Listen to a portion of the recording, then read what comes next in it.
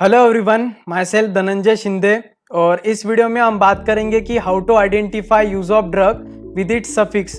कैसे हम किसी ड्रग के सफिक्स से उसका यूज आइडेंटिफाई कर सकते हैं। बेसिकली बहुत क्रूशियल टॉपिक है क्योंकि कॉम्पिटिटिव एग्जाम्स में भी इसके ऊपर क्वेश्चंस आते हैं।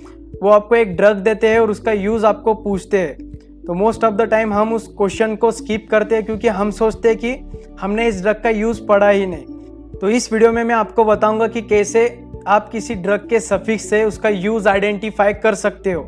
तो here we go. The first suffix that we are going to discuss about is cycline.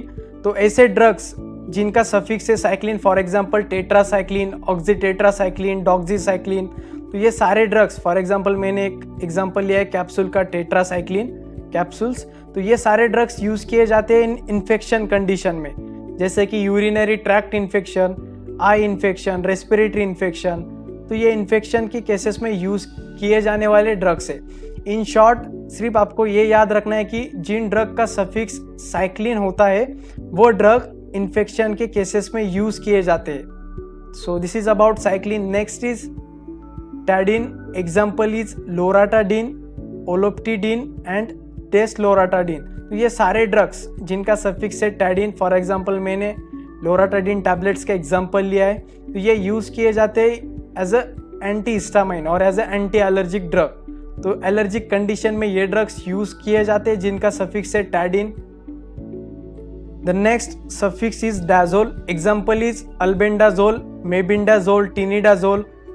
तो यहाँ पे एक टैबलेट का एग्जाम्पल लिया है मैंने, अल्बेंडाजोल टैबलेट का। तो ये सारे ड्रग्स यूज़ किए जाते हैं as a anti worm drug. तो बेस आपने देखा होगा कि जो छोटे बच्चे होते हैं वो कभी मिट्टी खा लेते तो उनके पेट में वॉर्म तैयार होते, उन केसेस में डॉक्टर उन्हें ये ड्रग्स प्रेफर्ड करते हैं जो यूज़ किए जाते हैं as a anti worm drug. So this is about dazole. तो ये भी आपको याद रखना पड़ेगा। Next is afil. Example is sildenafil, tadalafil, avanafil, vardenafil. तो ये सारे ड्रग्स जिनका सफिक्स है अफिल, तो ये यूज़ किए जाते हैं इन इरेक्टाइल डिसफंक्शन।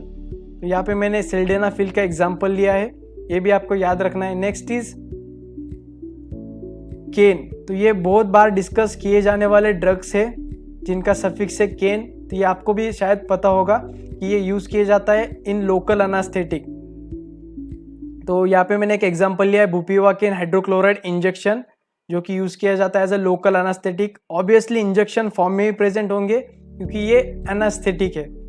तो ये हुआ केन के बारे में। Next is सिलीन। तो ये भी बहुत बार डिस्कस किए जाने वाले ड्रग्स है।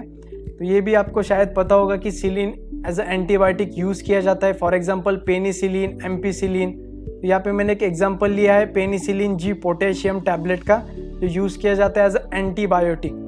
सो this is about cillin. The next is setron. Example is dolasetron, ondansetron, पैलानसेट्रॉन।